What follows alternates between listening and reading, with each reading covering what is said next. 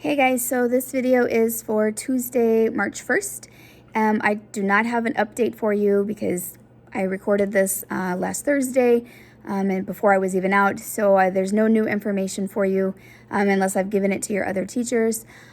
Today you're going to be doing some food web observation stations, and by that it's just 6 station cards, and I'm going to let you work with your table. So I'm going to put card 1 up on the screen, and I'm going to ask the substitute to pause the video, give you about 5 minutes to work with your table to try to answer the questions that go with card 1, and then I'm going to come back on and go ahead and give the answers and explain card 1.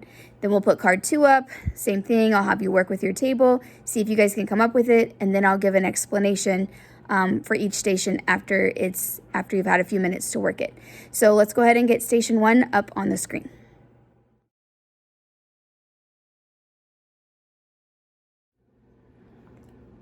Okay, now it's time for an explanation of observation station 1. So looking at this station, I see the plants down here, some kind of a little berry plant, and I see that the inchworms, the robins, and the rabbits are eating this berry plant because I see energy from the plant going into the worm, going into the robin, and going into the rabbit. I see that the robin is also eating the inchworm because the inchworm is going into the robin, and then the merlin is eating the robin.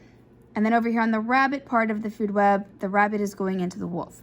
So with that being an explanation of what we see, let's go ahead and look at the questions that go with station 1.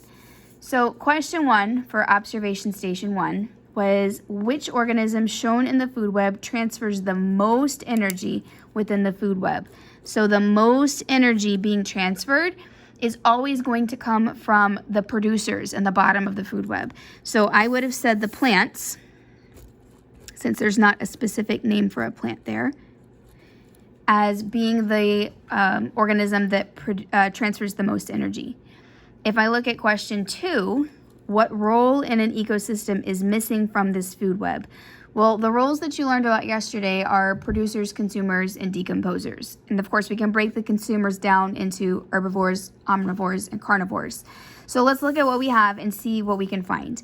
We definitely have a producer because we have a plant, so we can check that off of the list. We definitely have consumers because we have lots of animals that are eating things. The rabbit is listed as an herbivore because it's only eating the plant. And the inchworm I would label as an herbivore because it's only eating the plant. The robin I would label as an omnivore because it's eating the plant and it's eating the worm. And then we have carnivores, we have the wolf and the merlins because they're only eating other animals. What I don't see is a decomposer. So when this wolf dies, I don't see what's going to happen to the nutrients that are left in the wolf or the merlin. And so that's what's missing from here. So for number 2, I'm going to write decomposer. All right, let's look at question 3. Question 3, how would removing robins from this ecosystem most likely affect the merlins? So I'm going to remove the robin, and they're asking me about how that would affect the merlin. Well, here's the robin and here's the merlin. Okay, the robin goes into the merlin eats him. So if I take away the robins, there's not going to be any food for the merlins because there isn't anything else giving the merlin energy. So how would removing robins affect the merlins? The merlins would decrease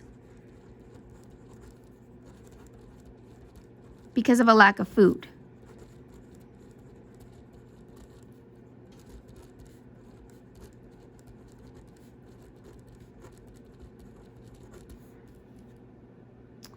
All right, last question for station 1. In this food web, energy is transferred directly between the wolves and the blank.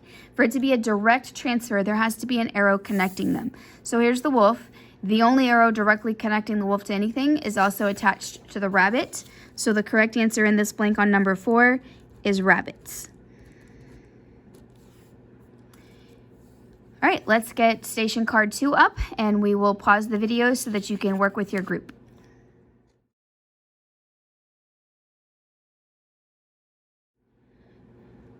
All right, let's spend a few minutes going over observation station number 2. So if I'm just looking at the card, seeing what I have, looks like I'm in some kind of a pond, and we have algae that's going into zooplankton. We have zooplankton that's going into a minnow.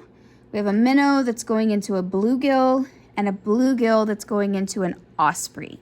So let's look at, really it's just a chain, it's not a web because it's one direction. There's nothing that's overlapping. So we're gonna go ahead and look at the questions that go with it and see what we can answer.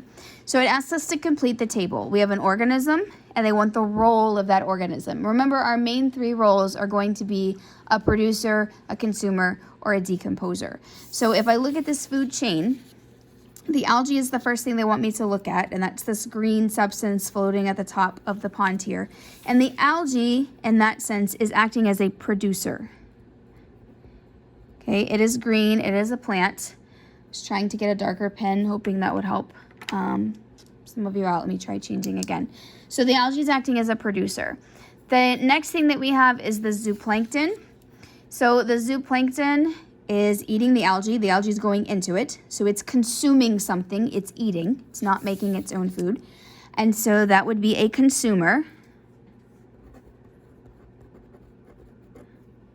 That pen seems to be showing up just a little bit better. Okay, next we have a minnow. Here's our minnow.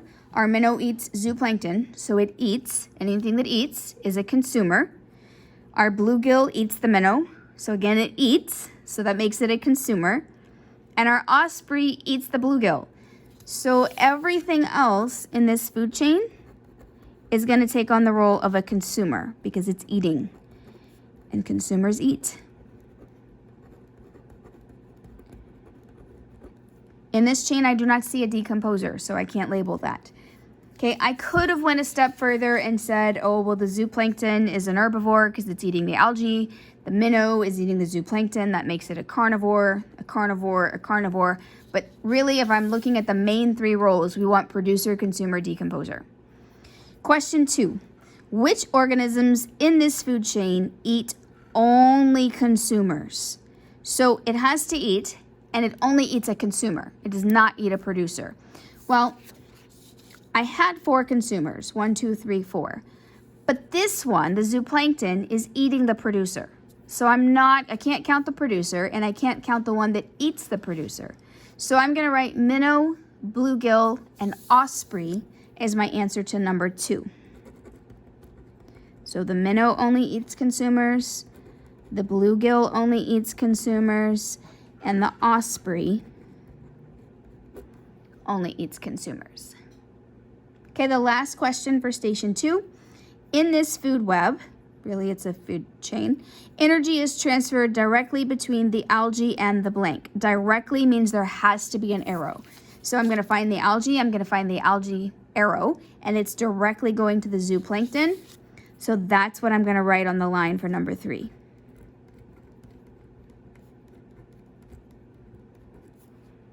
Okay, so that's the end of station 2. Let's get station card 3 up there again and pause the video so that your group can have some time to try to work out station 3.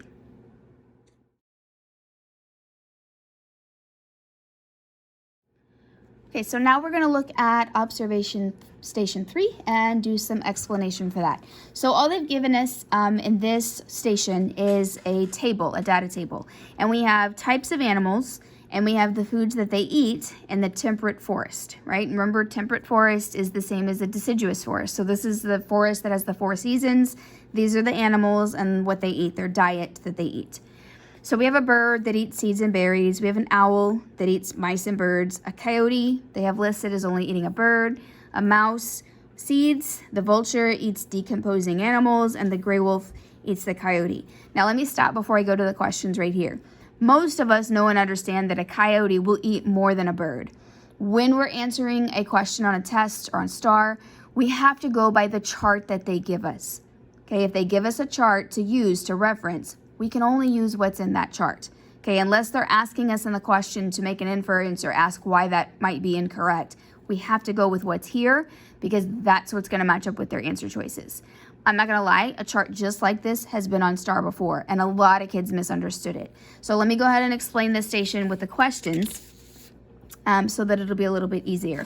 I'm gonna go ahead and just fold my paper so that we can see both of these kind of together in the same frame for the most part. So When I read this question, it's asking me to put a C next to the ones that are correct and an X next to the ones that are incorrect, okay? And that's kind of like doing strategies, right? So we would cross out where it's got a problem. So according to number 1, the berries are eaten by the bird. The berries go into the bird. And here we have bird, and we say they do eat berries. So this is fine. Berries can go into the bird. The bird, according to this number 1, would go into the gray wolf. When I go back to my chart and check that, it says the gray wolf only eats coyotes. So that's not correct. So I'm going to put an X for number 1 because that is not a correct answer. Not according to this chart. Okay? Number 2, we have seeds going into a bird. Well, here's bird. He eats seeds. That's good. Okay? We're fine with seeds going into the bird. This says that the bird is going into the vulture. If I check the vulture is going to eat any decomposing animal, okay?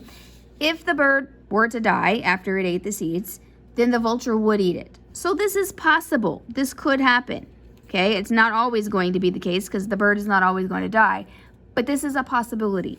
So I would actually put a C next to this, that this one could be correct. Let's look at 3. I have seeds going into an owl. If I check my chart, my owl only eats mice and birds. So seeds do not go into an owl. I'm going to go ahead and automatically knock out number 3. All right, let's look at 4. 4 says the gray wolf is going to go into the coyote. Well, actually, that arrow is backwards because the gray wolf is not going to go into the coyote. The coyote is going to get eaten by the gray wolf, according to our chart. So I'm going to cross that arrow out. That made this one wrong, and I'm going to go ahead and cross out the whole entire question 4, problem 4, because that makes the whole thing wrong. Okay, looking at number 5. On 5, it says the berries are going to go into the bird, and we've already checked that before, that yes, the bird would eat berries, so that's fine. It says that the bird could go into the owl. Here's the owl. Yes, they eat birds. I'll check that off. And the owl could get eaten by the vulture. Well, remember, the vulture eats any decomposing animal that has died. So that's also possible. So I'm going to put correct next to that one. Okay, the last part of station 3 is that we're looking at number 6. We have seeds going into a bird. Birds eat seeds, that's good. And we have that the bird is going to go into the coyote. Coyotes eat birds. That's good. So this is also correct.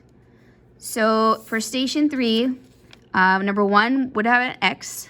Number 2 should be correct. 3 was an X. 4 was an X. 5 was correct. And 6 was correct. Okay, we are halfway through these stations. Let's go ahead and get station number 4 up. Give your group some time, pause the video, and we'll come back and go through it. Okay, it's time to go through observation station 4 together. So this is a very, very simple food web. We do have our producer, our plants here. The plant is being eaten by the rabbit, which would be an herbivore in this case, a consumer it's eating. And the rabbit is being eaten by the wolf. And then we also have our decomposers down here, these mushrooms. Okay, mushrooms are a fungus. Plural would be fungi, so we have lots of fungi down here. And the mushrooms are decomposing anything that dies. So if the plants die, their energy goes into the mushroom. If the rabbit dies, the energy goes into the mushroom. If the wolf dies, the energy goes into the mushroom. Okay? They don't have a mouth. They don't exactly eat. They break down the dead things, right? But they're still, so they're the decomposer category, but they're still going to take the energy that would have been in these other organisms that are up here. So let's look at station 4. And in station 4, we are doing a little bit of true false. Okay, true false, we have to make sure the statement is completely true or completely false before we mark it. So it says use what you know and the information provided to determine whether the statements are true or false. Put a T next to true statements and an F next to false statements. All right, here we go. Number 1 says energy does not, and they made that nice, big, and bold, flow directly from a rabbit to a decomposer. Well, remember, directly means there needs to be an arrow connecting them, right? So if I go back over here, here's my rabbit, here's my decomposer, and there is an arrow connecting them. So that is actually true. It could go through. This says it's not going to go through. So this is a false statement. Number 1, you should have put an F for false. Number 2, in station 4, plants provide energy to consumers. Well, here's a plant, and it's giving its energy to the rabbit that's eating it. A rabbit is a consumer.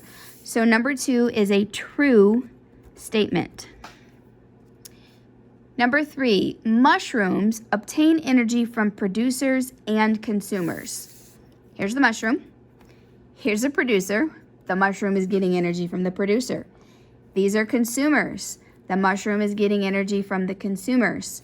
So that is a true statement. Okay, let's look at 4. 4 says a mushroom is a predator of a wolf. A predator is a hunter. And mushrooms don't move around, so they're definitely not hunting. So this would be a false statement. Just because it breaks down that energy, it's not actually going to hunt the wolf. Number 5, rabbits and wolves are consumers. Consumers means that they eat things, and rabbits do eat things, and wolves do eat things. So they're both different types of consumers. So this is a true statement. And then lastly, for number 6 in station 4, plants obtain energy from the sun. Well, we know that plants are producers, and producers use sunlight to do photosynthesis to make their energy. So yes, number 6 is also a true statement in station 4. So we had false, true, true, false, true, true for station 4. Okay, let's move on to station 5. I'll give your group a little bit of time. Please pause the video so the groups can work on station 5.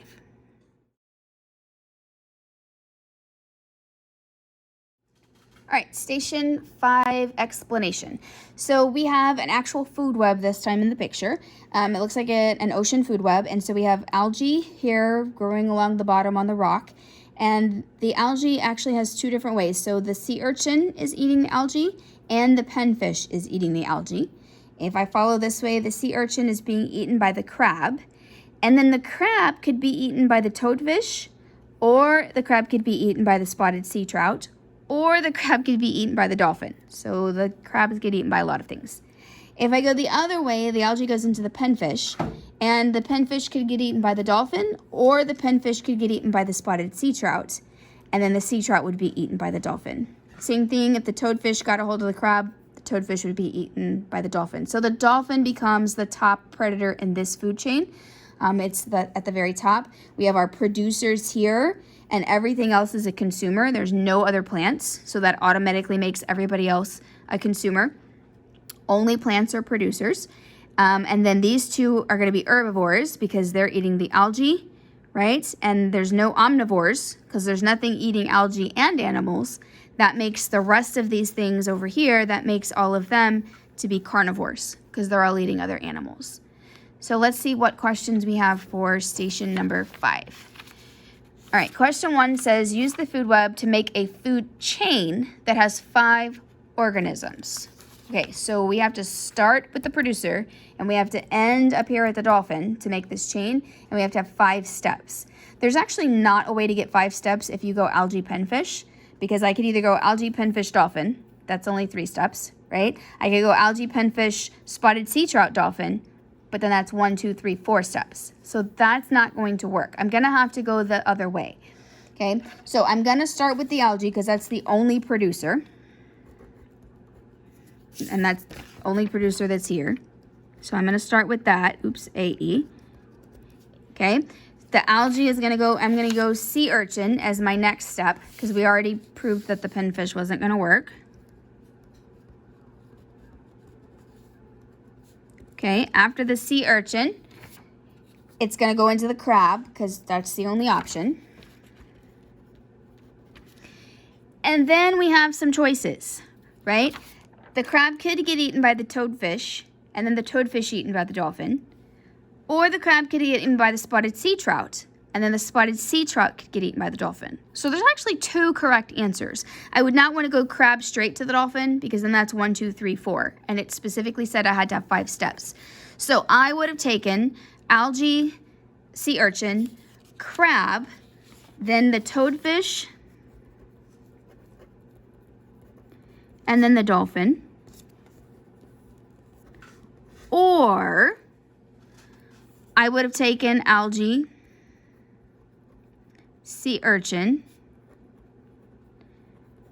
crab, spotted trout, and then into the dolphin. Either way, that's 5 steps, and both of those answers are correct, right? So we would want to go 1, 2, 3, 4, 5, or 1, 2, 3, 4, 5. Go that way. Question 2. Which organisms only eat producers? They only eat the producers, which are the plants, which is going to be the algae here. So sea urchins only eat algae, and pinfish only eat algae. So that's my answers. I'm going to put pinfish and sea urchin. Okay, question 3 is multiple choice. They want to know what would most likely occur if the producer were removed from the ecosystem. So if I took the algae and I got rid of it, what is going to happen? Well, there's no base of a food chain or a food web anymore, right? None of those food chains have a base. They don't have anywhere to get their energy from.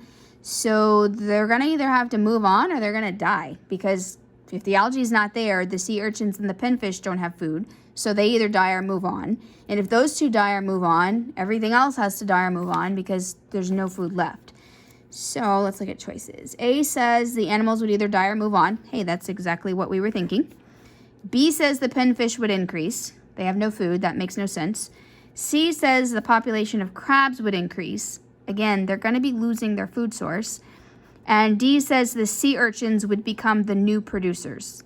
Animals can't be producers. We can't do photosynthesis, so we can't make energy from the sun. So we can't produce our own food, so we're not going to be producers. Okay, animals cannot become producers magically. Okay, that's the end of station 5. One last station. Let's get the station card up there, pause the video, and give them some time with their group. And I'll come back in just a few minutes to explain station 6.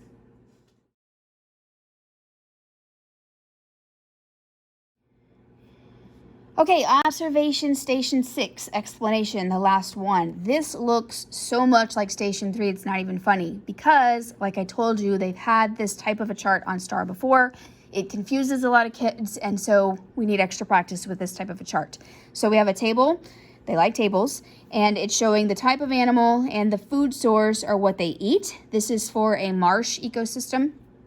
And so we have grasshoppers, which eat plants, water snakes, which eat crawfish and frogs, crawfish, which they eat grasshoppers and plants.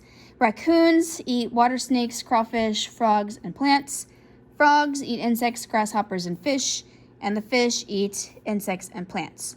Okay, so then we're going to be looking at the questions that they've put together for us, and we're going to be just checking to see if they're correct or incorrect, right? X if they're wrong, and it gets a C if it's actually correct. So here we go. This one, we're going to start out with number 1. Number 1 says that plants go into the grasshoppers. So grasshoppers eat plants, check, that's fine. The grasshopper goes into the crawfish. Crawfish eat grasshoppers, check. This one is actually correct. We're going to put a C there. We're ready for number 2. I have a raccoon, and it's going to go into the crawfish. Crawfish don't eat raccoons. So, nope. They don't even need to check the next one. That's going to have an X for number 2. That's wrong. And we'll keep going. Number 3. Plants are eaten by crawfish. Here's the crawfish. They can eat plants. So we check. The crawfish goes into the frog. Check the frog. Frogs do not eat crawfish according to this chart, right? So we're going to cross that out, and we're going to put another X. So number 3 is considered an X and incorrect. Let's look at 4. We have plants are eaten by fish. Here's my fish. It eats plants, so that's fine. Check that off. Okay. I have my fish is eaten by the grasshopper. Grasshoppers only eat plants. So no. Number 4 is also going to be an X. All right, let's look at 5. 5, you have on your paper, plants are eaten by a raccoon. Here's the raccoon. He eats water snakes, crawfish, frogs, and plants. This is possible. This is correct. Okay, last one, we have a water snake being eaten by the crawfish. The water snake goes into the crawfish. Here's the crawfish. They do not eat snakes. So number 6 is also going to be incorrect. Okay, so that finishes up our observation stations. Okay, so I know that's not normally how we do stations. However, I didn't think it would be good to just give you 30 minutes to work and then for me to talk for 30 minutes straight. It made more sense to do one station at a time since it was through a video. We are gonna just put these in the drawers. Please make sure your name is on your paper before you put it in the drawer. We're gonna put them in the drawers. We'll add them to our journals once I get back, just so that it's a record of our learning of our stations. I know there's not a lot of labs we can do with this. It's mostly gonna be diagrams and charts and questions. That's just kind of how this unit is. Tomorrow, we're working on the passage, the reading passage from Ford Farrier about food webs and food chains. The passage is for a grade. It'll be independent. Those of you that bring headphones from home that don't have them in the basket, you want to make sure you have those with you. You want to make sure the basket comes with the headphones tomorrow so that the sub doesn't have to send somebody out. And that way, those of you who want the headphones, you have that option. They would already be in the room, okay? So hopefully tomorrow's the last day that I will be out, and I will see you guys on Thursday. Have a great day.